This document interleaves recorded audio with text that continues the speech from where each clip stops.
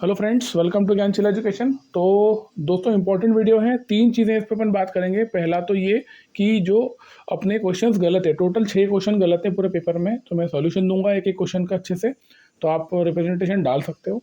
दूसरी बात ये कि रिप्रेजेंटेशन सबको डालने की जरूरत नहीं है। अगर एक भी स्टूडेंट रिप्रेजेंटेशन डालता है ना, तो उसका बेनिफिट सबको मिल जाता है। तो यहाँ पर अब मैंने ग्रुप बना दिया है, उस ग्रुप में अपन बात करेंगे। जैसे अपने को आगे भी पोस्ट प्रेफरेंस फॉर्म भी आएगा, तो वहाँ पर भी अपने को एक साथ होना पड़ेगा, ताकि अपन देख सके कि कहाँ पर कितनी वैकेंसी है। तो ये ग्रुप बहुत हेल्पफुल रहने वाला है। तो ये ग्रुप का लिंक मैं डिस्क्रिप्शन में भी दूंगा, टेलीग्राम पे भी डाल दूंगा, और यहाँ पर भी आप देख सकते हो। JSO_aspirants इस ग्रुप का नाम है। तो आप यहाँ पर ज्वाइन कर लेना जरूर से इसको। यहाँ पर अपन डिस्कस भी कर सकते हो, आपकी रिप्रेजेंटेशन अगर डालना है तो कौन डाल रहा है, आपस में कंट्री करके डाल सकते हो, क्योंकि अननेसेसरी सबको डालने की जरूरत नहीं है। ठीक है। और तीसरी चीज़ ये इंपॉर्टेंट है कि मैंने एक फॉर्म दिया था, गूगल फॉर्म, जिसमें मैंने आपको कहा था कि आपके मार्क्स लिखना पेपर 1 और पेपर 2 के, मतलब कि कंबाइंड मार्क्स चाहिए। तो देखो, अगर अपने पास में एक लिस्ट होगी ना सारे एस्पिरेंट्स की, जो कि सिंसियर है, मतलब 5 से 6 हज़ार बच्चों का अगर डेटा होगा, तो अपन रैंक वाइज लिस्ट बना सकते हैं, और आपको ये पता चल जाएगा कि आपकी एक्चुअल स्टैंडिंग कितनी है। तो उस पोजीशन पे ना अपन ये जज कर पाएंगे कि आपकी क्या सिलेक्शन के चांसेस कितने हैं, आपकी रैंक क्या लग सकती है, और फिर अगर पोस्ट प्रेफरेंस फॉर्म आता है तो आपको JSO को कहाँ पर डालना है। तो यार, ये फॉर्म जो है गूगल फॉर्म, मैंने कल भी टेलीग्राम पे डाला है, तो कृपा करके इसको जरूर भरो। ये बहुत हेल्पफुल होने वाला है। इससे आपको आपकी रैंक पता चल जाएगी कि एग्जैक्टली आपकी क्या स्टैंडिंग है। ठीक है। तो डिस्क्रिप्शन में भी लिंक है, कमेंट्स में भी लिंक डाल दूंगा। अभी केवल 600 बच्चों ने एंट्री डाली, इसमें एंट्री ही नहीं है, ये 1000 भी पूरे नहीं हुआ है। तो यहाँ पर ज़्यादा से ज़्यादा बच्चों को इस फॉर्म को शेयर करो, उनको बोलो कि ये, अगर आप JSO के एस्पिरेंट हो तो आप इसमें जरूर अपना डेटा डालो। मतलब आपको केवल मार्क्स लिखना है पेपर 1 और पेपर 2 के, और आपका नाम लिखना है, तो आपको एग्जैक्टली ये पता चल जाएगा कि आपकी रैंक क्या है ऑल इंडिया में। ठीक है ना। और सबको क्लियर हो जाएगा ना कि आपको जब पोस्ट प्रेफरेंस भरने की बारी आएगी, आपको जब आपका स्टेट चाहिए, तो उस केस में भी आपको क्लैरिटी बन जाएगी कि आपको ये पोस्ट लेना है या नहीं लेना है। ठीक है। ये आपको ये पोस्ट मिल भी रही है कि नहीं मिल रही है। 725 अगर वैकेंसी है, तो उसकी कंटेक्स्ट में अगर देखेंगे तो आपकी उसके हिसाब से क्या स्टैंडिंग है ऑल इंडिया में। तो प्लीज़, अगर आपने फॉर्म नहीं भरा है तो ज़रूर भरो, और भर दिया है तो जितने बच्चों ने नहीं भरा, आगे जिस भी ग्रुप में आप भेज सकते हो इस फॉर्म को भेजो, और ज़्यादा से ज़्यादा बच्चों से इस फॉर्म को भरवाओ, ताकि अपने पास में डेटा आ सके, और अपन एक प्रॉपर एक लिस्ट बना सके रैंक वाइज JSO की। ठीक है। अब अपन देख लेते हैं क्वेश्चंस। टोटल 6 सवाल इसमें गलत हैं पेपर में, है ना, और अलग अलग प्रकार से गलत हैं। किसी क्वेश्चन में हिंदी वाले में सही है, इंग्लिश में गलत है, किसी में ऑप्शन गलत है, और किसी में ऑप्शन है ही नहीं, जो आंसर आ रहा है वो है ही नहीं, है ना। तो उसके हिसाब से आप देख लेना। सॉल्यूशन में आपको भी स्टार्ट अपन करते हैं। तो एक एक क्वेश्चन का अपन सॉल्यूशन थोड़ा डिटेल में आपको दे दूंगा, ताकि आपको जो रिप्रेजेंटेशन डालना होगा उसको आप इजीली डाल पाओगे। ठीक है। तो स्टार्ट करते हैं क्वेश्चन। तो क्वेश्चन नंबर 8 है, the following data represents a time series. Time series analysis यानी कि यूनिट 11 से ये क्वेश्चन है। यहाँ पर आपको दो चीज़ें दी हुई है, एक तो पीरियड दिया हुआ है 1 2 3 4 5, और ऑब्जर्व वैल्यूज दी हुई है, और थर्ड पीरियड के लिए first order and second order difference calculate करना है। तो मैंने टेबल बना ली यहाँ पे। फर्स्ट पीरियड आपका 1 2 3 4 5 है, पीरियड हो गया।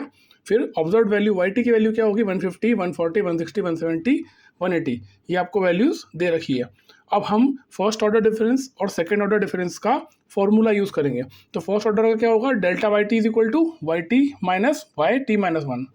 अब यहाँ पर T की वैल्यू क्या होगी, 3, क्योंकि थर्ड पीरियड के लिए हम कैलकुलेट कर रहे हैं। तो T अगर 3 रखेंगे तो Y3 माइनस Y2 हो जाएगा। Y3 क्या है 160, और Y2 क्या है आपका 140। आंसर आया आपका 20, यानी कि फर्स्ट ऑर्डर डिफरेंस क्या आया 20। वैसे ही सेकेंड ऑर्डर डिफरेंस का फॉर्मूला लगाएंगे, तो वो होता है delta square YT is equal to delta YT minus delta YT minus 1। ठीक है। तो डेल्टा YT तो अपन फर्स्ट ऑर्डर डिफरेंस से वो निकाल चुके हैं, है ना। और डेल्टा YT माइनस 1 निकालना है, तो उसके लिए सेम फॉर्मूला फर्स्ट ऑर्डर का रखेंगे। तो यहाँ पर क्या आ जाएगा 140 माइनस 150। ठीक है। क्योंकि T की वैल्यू 3 रखेंगे, तो यहाँ पर Y2 माइनस Y1 होगा। Y2 क्या है आपको 140, Y1 है 150, तो आंसर आया -10। अब ये डेल्टा YT माइनस 1 -10 की वैल्यू पुट करेंगे अपन सेकेंड ऑर्डर वाले फॉर्मूले में, तो 20 माइनस -10 आ गया 30। तो आंसर जो आया है, फर्स्ट ऑर्डर आया 20, सेकेंड ऑर्डर आया 30। लेकिन अगर आप इसके ऑप्शंस देखेंगे ना, तो आपको कहीं भी आंसर नहीं मिलेगा। 20 और -30 दिया हुआ है, तो ये जो -30 है ये +30 होना चाहिए, तो ऑप्शन ही गलत है। तो ये हमारा जो आंसर है, हमारा आंसर सही है, यहाँ पर ऑप्शन गलत दिया हुआ है, तो ये पूरे नंबर मिलेंगे। अगर आपने अटेम्प्ट नहीं भी किया है तो भी आपको ये पूरे 2 नंबर मिलने वाले हैं। ठीक है। फिर question number 15, which of the following statements is not true about critical reason W. ठीक है, तो अगर आपको यहाँ पर क्रिटिकल रीजन की डेफिनेशन क्लियर है तो ये क्वेश्चन आपको समझ में आ जाएगा। क्रिटिकल रीजन क्या होता है, हमारे जो डिस्ट्रीब्यूशन है वहाँ पर वो पर्टिकुलर रीजन है that allows us to reject null hypothesis, है ना। तो यहाँ पर क्या होता है, अगर हम इसकी भाषा, इसकी जो डेफिनेशन है उसको सिंप्लीफाई करें तो क्रिटिकल रीजन का जो मतलब है ना वो एक्चुअल में उसका मतलब ही है रीजन ऑफ रिजेक्शन, जहाँ पर हम नल हाइपोथेसिस को रिजेक्ट कर रहे हैं, है ना। और अगर हम नल हाइपोथेसिस को रिजेक्ट करते हैं वहाँ पे तो ऑल्टरनेटिव हाइपोथेसिस को हम वहाँ पर एक्सेप्ट करते हैं। तो इसमें क्वेश्चन में जो पूछा है वो बोल रहा है कि स्टेटमेंट इज नॉट ट्रू, कौन सा सही नहीं है, तो यहाँ पर आएगा थर्ड वाला ऑप्शन जो है कि critical region is known as region of acceptance. ठीक है ना, तो ये गलत होगा ऑप्शन, क्योंकि क्रिटिकल रीजन ही रीजन ऑफ रिजेक्शन होता है। ठीक है, तो यहाँ पर ऑप्शन गलत दिया हुआ है, तो किसी ने अगर उसको अटेम्प्ट किया होगा और आपका गलत हुआ है मान लो, तो आपको पूरे 2.5 नंबर मिलेंगे। फिर क्वेश्चन नंबर 45 है the first 4 moments of a distribution about x is equal to are -2, 12, -20 and 100 then μ3 equals. अब यहाँ पर μ3 मतलब आपको थर्ड सेंट्रल मोमेंट निकालना है। आपको यहाँ पर फर्स्ट 4 मोमेंट्स दे रखे हैं, तो m1, m2, m3, m4 की वैल्यू दे रखी है -2, 12, -20, 100। Central moment, third central moment का फॉर्मूला क्या होता है, m3 - 3 m2 m1 + 2 m1 का होल क्यूब। ठीक है, तो यहाँ पर करना कुछ नहीं, सबकी वैल्यू m1, m2, m3 की वैल्यू पुट करेंगे, कैलकुलेट करेंगे तो आंसर आएगा 36।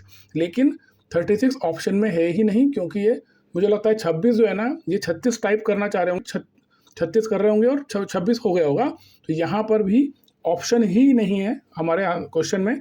तो अगर आपने अटेम्प्ट इसको नहीं भी किया है तो भी आपको पूरे नंबर मिल जाएंगे। फिर आगे आपका क्वेश्चन नंबर 69 फ्रीक्वेंसी पॉलीगॉन के ऊपर। क्वेश्चन बड़ा सिंपल था, लेकिन एसएससी ने इसमें ऑप्शन गलत टिक कर रखा है। ठीक है, तो क्या बोल रहा है ये, फ्रीक्वेंसी पॉलीगॉन के लिए इनमें से क्या सही है। अब देखो यहाँ पर जो एसएससी ने जो ऑप्शन सही बताया है, class intervals are of equal width, ये पार्शियली ट्रू है, ये 100% ट्रू नहीं हो सकता, क्योंकि जो क्लास इंटरवल्स हैं उनमें अनइक्वल विड्थ भी हो सकती है। ठीक है, लेकिन यहाँ पर जो ऑप्शन नंबर 3 है ना, frequencies are plotted against class boundaries, तो यही डेफिनेशन है फ्रीक्वेंसी पॉलीगॉन की। यहाँ पर आप देख सकते हो ये फ्रीक्वेंसी पॉलीगॉन है। अब इधर एक्स एक्सिस पे क्या है, ये क्लास बाउंड्रीज हैं, क्लास लिमिट्स नहीं है, क्लास बाउंड्रीज हैं। और वाई एक्सिस पे क्या है, फ्रीक्वेंसी प्लॉट करी हमने। तो जो फ्रीक्वेंसी पॉलीगॉन होता है वो जब हम प्लॉट करते हैं तो एक्स एक्सिस पे आपको क्लास बाउंड्रीज आती है और वाई पे क्लास वाई पे आएगी फ्रीक्वेंसीज, है ना। अब कई लोगों का ये कहना है कि क्लास लिमिट क्यों नहीं है एक्स पे, तो उसका भी मैंने एक्सप्लेनेशन दे रखा है यहाँ पे। जो क्लास लिमिट है, मान लो यहाँ पर किसी एक अपन ने हिस्टोग्राम बनाया या कोई डेटा है ना, तो 10 to 19 है, फिर 20 to 29 है, मान लो ये क्लास लिमिट्स है।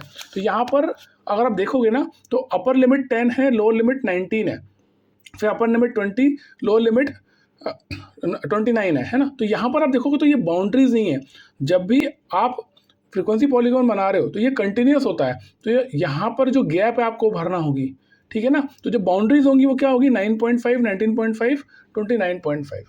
ठीक है ना, तो जो फ्रीक्वेंसी पॉलीगॉन है वो हमेशा जो उसकी फ्रीक्वेंसीज हैं वो किसके अगेंस्ट प्लॉट होती है, क्लास बाउंड्रीज के अगेंस्ट है, क्लास लिमिट्स के अगेंस्ट नहीं है।